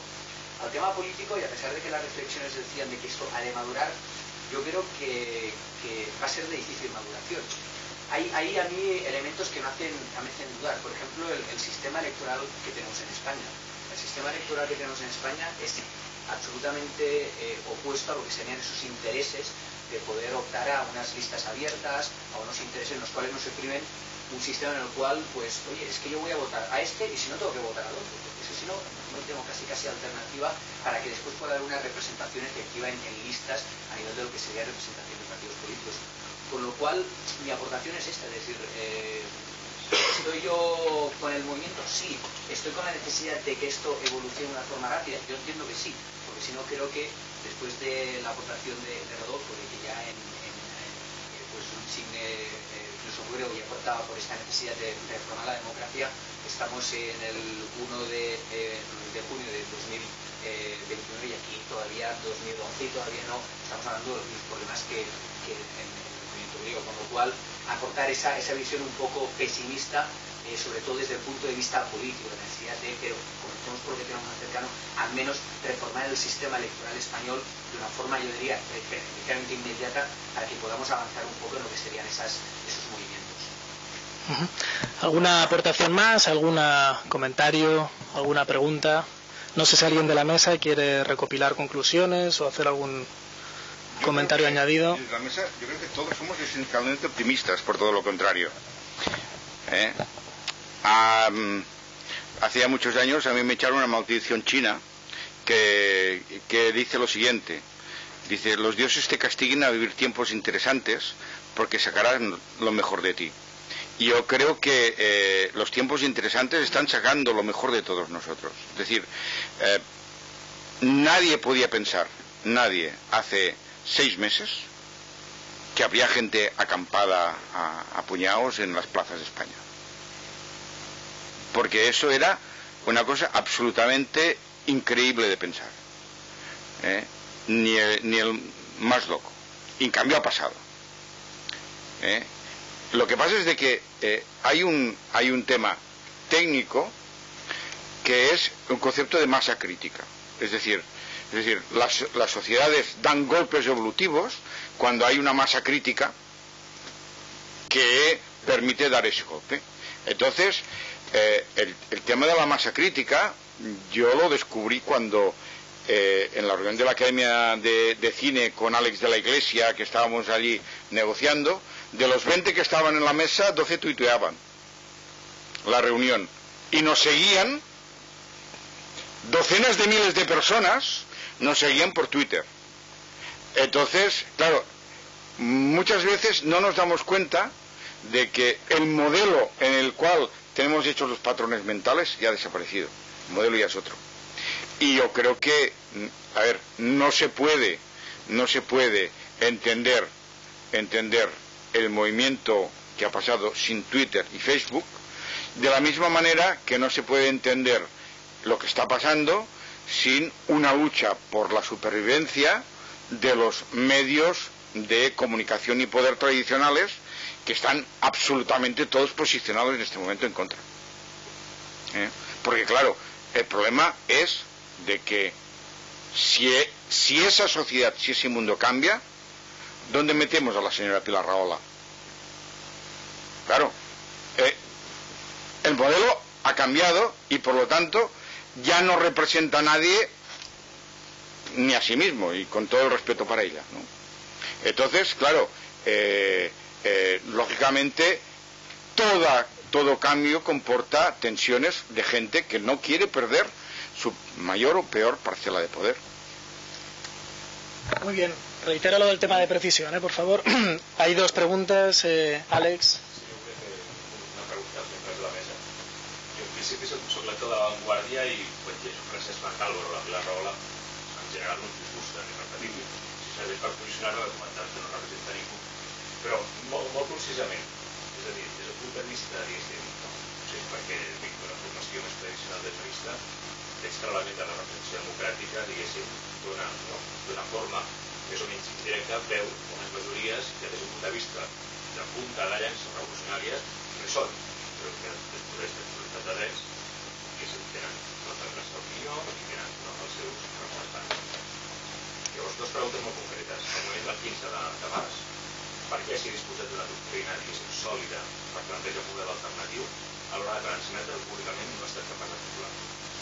És a dir, permanentment els mitjans de comunicació els interpel·len sobre... Jo no conec els documents dels fòrums socials, però continuament, inclús jo veig periodistes amb bona fe que volen i demanen explicacions sobre quin seria el model alternatiu aquest que realment tenen aquest rebuig, i permanentment, no es va més enllà d'un pronunciament de rebuig al sistema actual, però no es manifesta un pensament articulat en base a aquests principis que, segons nosaltres, estan sòlidament articulats i posats a disposició d'aquest model alternatiu.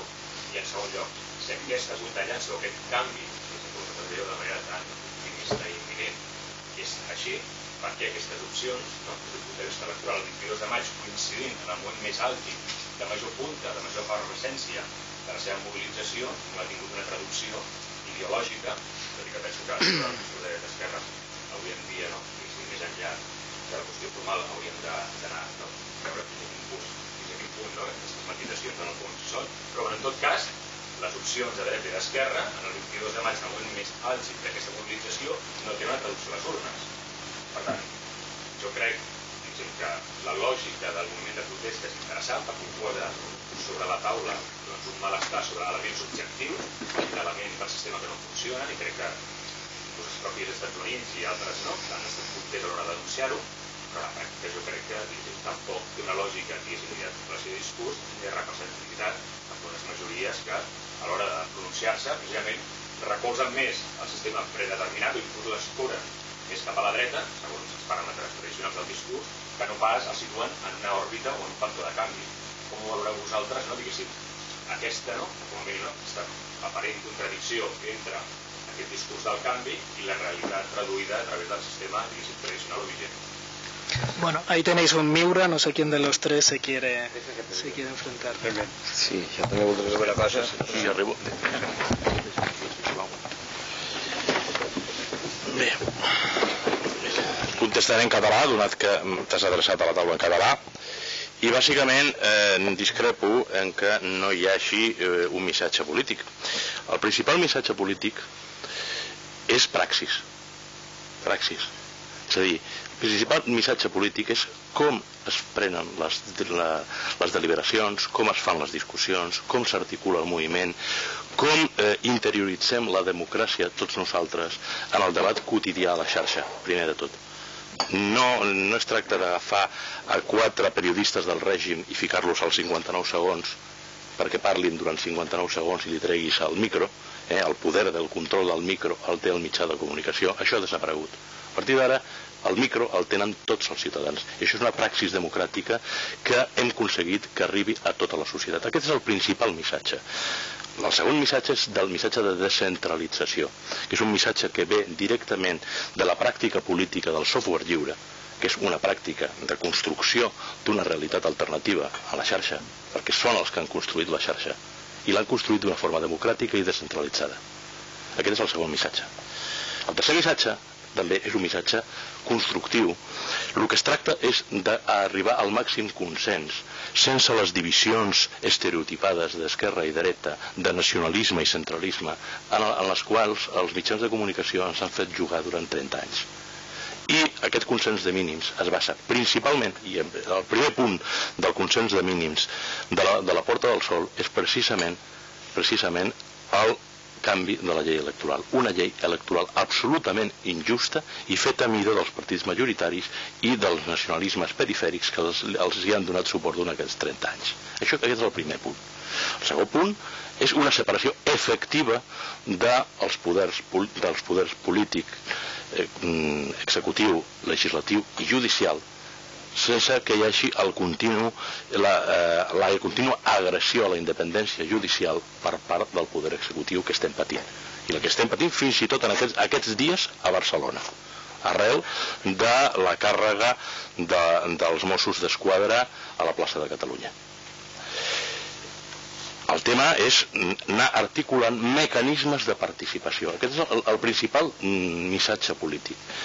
Després, els programes efectius, aquests programes per distreure que tenen els partits polítics quan es presenten a les eleccions, que després mai compleixen, mai. Ja faran, però s'hauran de construir entre tots. La idea ha estat canalitzar tots els nòduls de la xarxa, canalitzar tots els moviments socials que es posin a debatre i a partir d'aquesta participació democràtica donar el segon pas endavant. El tema és que, òbviament, això no li agrada a qui controla el mercat de la informació, a poders tan poc democràtics com els consells d'administració dels bancs i dels diaris. Uns consells d'administració que, a més, fins i tot tenen reminiscències feudals. I no tinc que dir que a l'ABC està presidit pel marquès de Tena, de Luca de Tena. El grup Planeta l'ADN, la Razón, ho té controlat el marquès de Pedroso de Lara. I La Vanguardia, que llegeixes cada dia, pertany al comte de Godó. Aquest és el tema. Estem canviant tota una societat jerarquitzada en forma piramidal plena de mòmies, i l'estem canviant per una societat en xarxa que s'ha de construir. Hem de construir primer la xarxa, hem de donar autonomia als nodes de la xarxa perquè puguin debatre democràticament i en peu d'igualtat, sense cap exclusió, i a partir d'aquí, una vegada construït els nodos de la xarxa com una xarxa neuronal, d'aquesta xarxa neuronal sortiran les idees. Aquests són els passos. Els que encara defensen el sistema piramidal i encara estan al costat de la mòmia hauran de decidir-se on volen estar. Si dins de la piràmide, fins que això s'ensorri, o volen participar en aquest diàleg democràtic que estem construint entre tots sense cap exclusió. Gràcies. Un parell de qüestions complementàries que estic d'acord amb el que diu ell. Primera, jo no penso que es pogués exigir en els resultats electorals a un procés que havia començat el 15 de maig i les eleccions en el 22. Tinc la impressió que és molt difícil pretendre que durant 7 dies es canviï la direcció de vot. En tot cas, aquesta afirmació la podrem fer doncs, el mes de març l'any que ve quan hi hagin eleccions generals. Si és que hi ha alguna cosa a dir. Ara jo tinc la impressió que el temps era molt curt i que no és bo exigir resultats al cap d'una setmana d'una cosa que forçosament haurà de tenir un procés de moderació que jo entenc que funcionarà durant tot l'estiu. Això era una petita nota. I l'altra nota, corroborant una mica el que deia ell, són dues informacions col·laterals. No fa gaire va caure a les meves mans un informe que explicava quins eren els que governaven les 12 cadenes mediàtiques més importants dels Estats Units. Qui governava el New York Times, qui governava el Wall Street Journal, qui governava Walt Disney Productions, qui governava el grup del Rupert Murdoch, qui governava New York Times, etc. I dels 160 noms que sortien allà, 140 estaven vinculats a la indústria farmacèutica, a la indústria petrolera, a la indústria de l'automòbil, a l'antic règim nord-americà, antics càrrecs del govern nord-americà, a la indústria del petroli, a la indústria farmacèutica, qui vulguem. Tots eren allò que es deia d'una cadena discogràfica de quan jo era jovenet, que feia discos de vinils, que es deia La Voz de su Amo, doncs més o menys tots eren La Voz de su Amo. I encara un últim petit detall, el més gran diari de França, que es diu Le Figaro, tenia un amo que va morir, va deixar, un senyor que es deia Arsant, va deixar el diari en mans dels seus 8 fills, que no la van voler, van fer diferents operacions de compra-venda, i finalment l'amo de Le Figaro, repeteixo, el diari més llegit de França, és un senyor que es diu Serge, és a dir, Sergi Dassault. Si mirem qui és el senyor Serge Dassault, resulta que és el primer fabricant d'avions de combat a França. Si en segon lloc mirem qui és el senyor Serge Dassault, és un senyor condemnat a 9 anys de presó a Bèlgica per estafes comeses en aquell país, i com que la sentència és ferma, l'home no trepitja mai Bèlgica pel que pugui passar. I finalment el senyor Serge Dassault resulta que va ser destituït de l'alcaldia del seu poble ara fa mig any perquè havia manipulat el vot per ser escollit d'alcalde. Aquesta magnífica peça resulta que és el que és avui en dia l'amo del diari més important de França, però és que el seu pare, que també era amo, no del diari, però de les empreses Dassault, resulta que era un senyor que en el seu temps havia apadrinat, vull dir, no pas de bateig o de comunió, apadrinat en pla padrino, Marlon Brando, doncs havia apadrinat un jove francès en el que li havia pagat tots els estudis, li havia pagat la formació a l'estranger, me li havia pagat les primeres feinetes que aquest jove va trobar al tornar a França, i després d'educar-lo convenientment li va dir ara ja pots créixer, ja pots desenvolupar-te, i a veure si em tornes els favors prestats, i Déu-n'hi-do els favors prestats que li devia tornar aquest senyor, perquè aquest jove patrocinat per al senyor Dassault no és un jove qualsevol, avui en dia és un senyor retirat que es diu Jacques Chirac. I encara una altra cosa, el Dassault actualment amo del Figaro i el seu pare, que era el padrí d'en Chirac, tenien un avi que curiosament no es deia Dassault, es deia Bloch, i algú em preguntarà doncs, si es deia Bloch devia ser l'avi matern, perquè si fos l'avi patern es diria Dassault. Doncs no, era l'avi patern. I com podia ser que l'avi patern es digués Bloch i el fill es digués Dassault? Doncs perquè el Bloch, l'avi patern, també es dedicava com el fill i com el net a les armes, però no pas als avions de combat, que en aquella època no hi havia pocs. L'home es dedicava als carros de combat, del qual per cert va ser el primer subministre de França a la Primera Guerra Mundial. Aquest avi, que es deia Bloch, li agradava tant això dels carros de combat que va decidir agafar una cosa. En francès un carro de combat és un char d'assaut, igual que en castellà és un carro de asalto. L'home li entusiasmava tant la feina que es va canviar el cognom i de dir-se Bloch es va passar a dir Dassault, és a dir, senyor carro de combat. El senyor carro de combat avui en dia és l'amo del primer diari de França. Perdonar que cambie de canal, pero me dicen desde Twitter que para que nos entienda todo el mundo. Derecho a réplica, por supuesto, y tenemos una pregunta también por aquí, así que adelante. De todas formas, me gustaría comentar para el resto de asistentes que estamos pasados de la hora, con lo cual daremos finalización oficial en 10 minutos.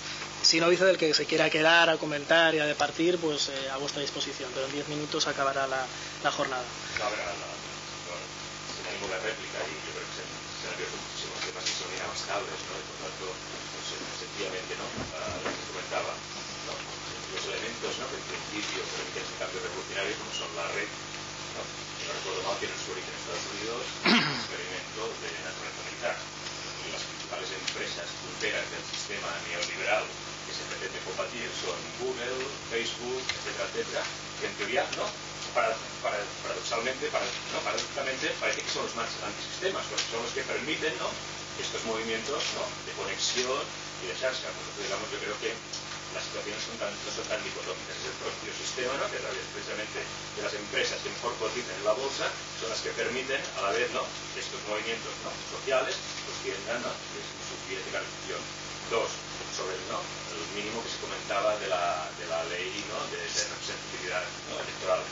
Bueno, los inventores de la democracia son los ingleses, ¿no? Del siglo contemporáneo, constitucional, siglo XVII, los ingleses, ¿no? Newton, etcétera, Locke. Y que yo sepa, estos señores, ¿no? Que son los campeones de la democracia histórica, tienen un sistema representativo que es mayoritario, ¿no? Que significa, ¿no? Que saca un voto más que el otro, se lleva la mayoría de los diputados, ¿no? De los representantes en aquel circuito, en ese distrito electoral. Por tanto, nuestra ley, desde un punto de vista de representatividad democrática, es 100 veces más representativa que los inventores de la democracia y los que se rigen actualmente por los sistemas mayoritarios. Y yo creo que en el mundo considera que Inglaterra o Estados Unidos son países totalitarios. Y evidentemente, el sistema económico tiene, ¿no? Espionaje. Bueno, yo no califico, ¿no? Sencillamente expongo, ¿no? Lo que es, según usted. Y nada, finalmente, porque es muy amplio. En todo caso, yo creo que desde la perspectiva histórica, jamás, desde mi punto de vista, ¿no? Es limitada en la historia, jamás en la historia ha habido cuotas de bienestar y democracia más altas que en la actualidad. Evidentemente, por los problemas, las derivaciones que tienen, pero yo creo que la respuesta a los problemas del sistema democrático es más sistema democrático como el que tenemos en la actualidad, mucho más sistema democrático. Sé que sería largar el tema, pero yo diría nunca ha habido más cuotas de democracia y bienestar que ahora, para el primer mundo. Sí, por aquí. Yo era un poco en el sentido de la intervención que se ha hecho ahora. Quería preguntar, bueno, pensaré para hacer esto es muy breve.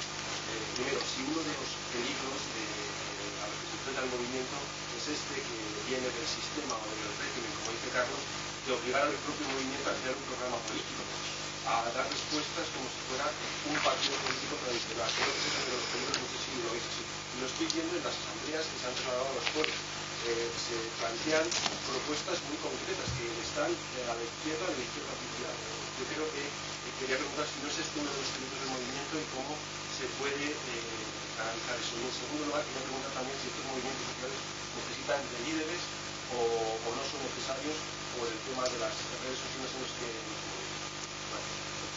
Por mi parte, si es de izquierdas, tanto me da. Lo que me da miedo es que sea partido político. La experiencia de los movimientos transformados en partidos políticos es malísima. Y yo me acuerdo, por ejemplo, del caso de los verdes alemanes, que era un movimiento amable, simpático, ecologista, pacifista, lo que quisieras, hasta que se convirtió de un movimiento en partido político y que Schröder les invitó a entrar en coalición los verdes junto a la socialdemocracia alemana, y el líder de los verdes, un señor llamado Johann Fischer, pues intervenía en Bruselas a las reuniones de la OTAN para preparar los ataques a Irak. Más perversión no se puede pedir. Socialmente, psicológicamente, y lo único que tenemos en comparación sería algo parecido, que sería el mayo del 68. La experiencia es que los líderes nacen después, es decir, la sociedad crea los líderes cuando los necesita, pero ya saldrán, y lo que no serán son los líderes que son ahora, serán otros.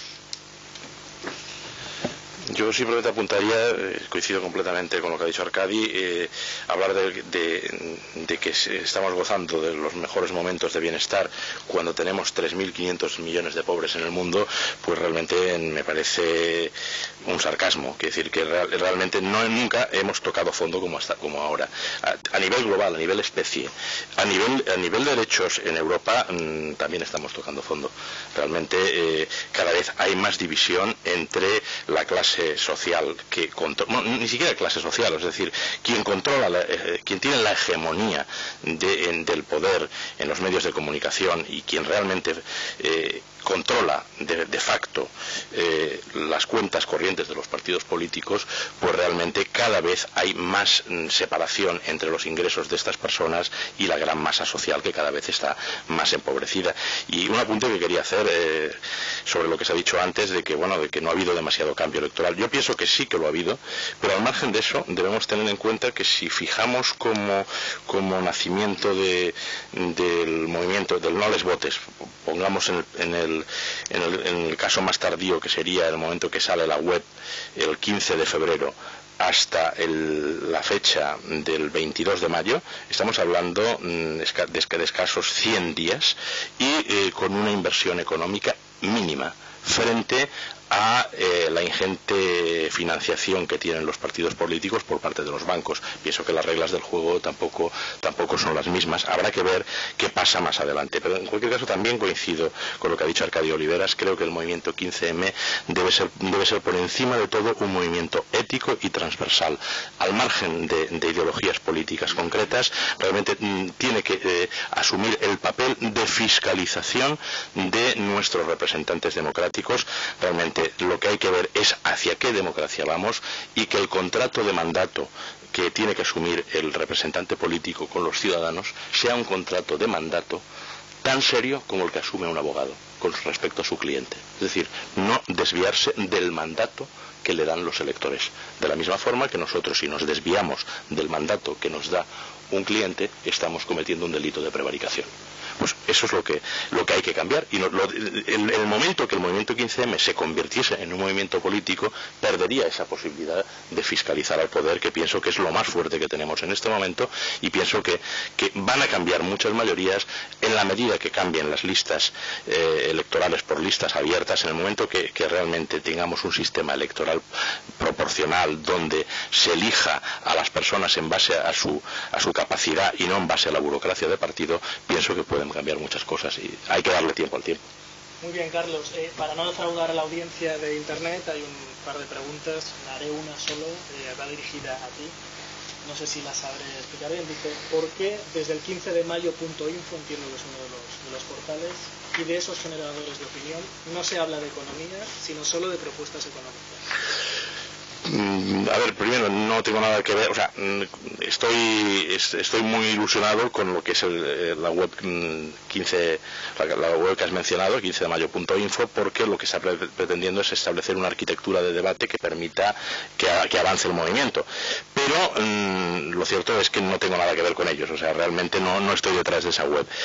Lo que sí que está claro es que hay muchas opiniones, tanto en red como incluso en las asambleas, que dicen que de momento es pronto para establecer programas económicos. Lo que hay que hacer es primero fortalecer la propia estructura del movimiento que permita el debate y luego a partir de ahí debatir el tema económico, porque ahí sí que obviamente va a haber un sesgo ideológico de izquierda y derecha, es que es normal, pero vamos a establecer primero las bases para el diálogo y después veamos qué pasos hay que dar. Y yo, desde luego, a nivel económico tengo muchas ideas, pero me las estoy reservando para cuando haya que llegar a ese debate. Pienso que antes de correr tenemos que aprender a andar.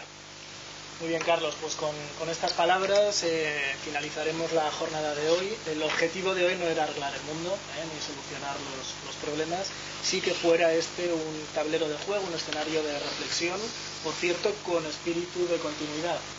Es nuestra pretensión que el Colegio de Abogados, como en otros contextos, como en otras épocas, sirva de foro de debate, eso sí, neutral, desde el rigor jurídico, como para plantear dentro del mercado de las ideas todas estas cuestiones, en el bien entendido, y no lo digo yo, lo dice un eminente sociólogo como Manuel Castells, que estamos en una auténtica revolución social. no revolución política, todavía no hemos llegado a eso, pero sí en una auténtica revolución social. Ayer salían datos confirmatorios en Internet. Facebook, una de las principales redes sociales, ha llegado a 700 millones de usuarios, lo convierte en una masa crítica desde un punto de vista demográfico, tan solo por detrás de China o de la India. Las últimas estadísticas indican que estamos enchufados en Internet cerca de 3 horas y media al día por usuario y en redes sociales 55 minutos. Y los nativos digitales, que son los que tienen menos de 25 años, vienen con el software incorporado. Así que o nos ponemos las pilas o lamentablemente nos vamos a quedar atrás. Muchísimas gracias a todos por vuestra asistencia, espero que las expectativas hayan quedado colmadas y quedamos a vuestra disposición.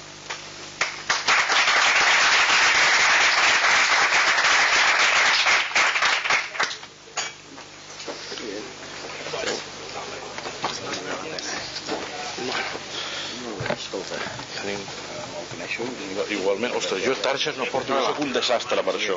De tota manera, si apuntes, aquí el transport tu vas sempre. Sí, és que són tan malabogats que no portem ni targeta. En bufetalmeida.com o en Twitter també per Carlos Sánchez Almeida, mira, tens aquí.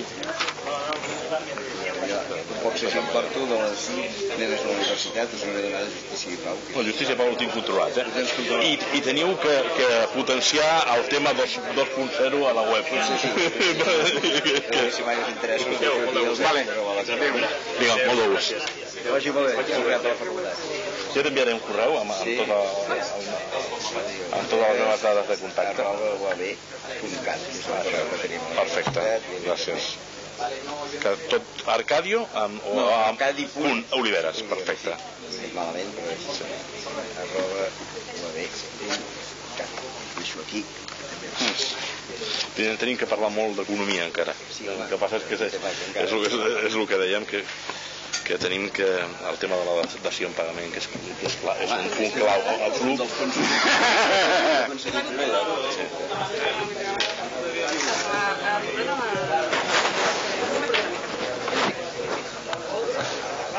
Molt bé, adéu-siau.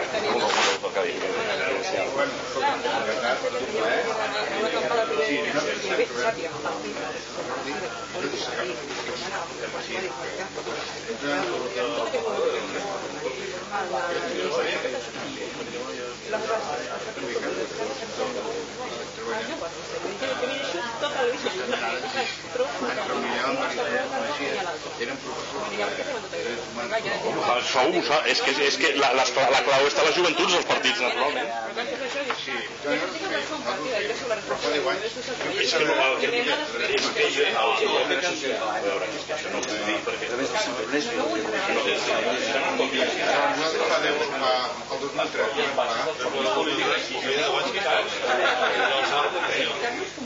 i la mentalitat funcionarial va anar incorporant un seminari i llavors estalviar de treball ni t'imagines les discussions que tenim allà, perquè ell intenta estar no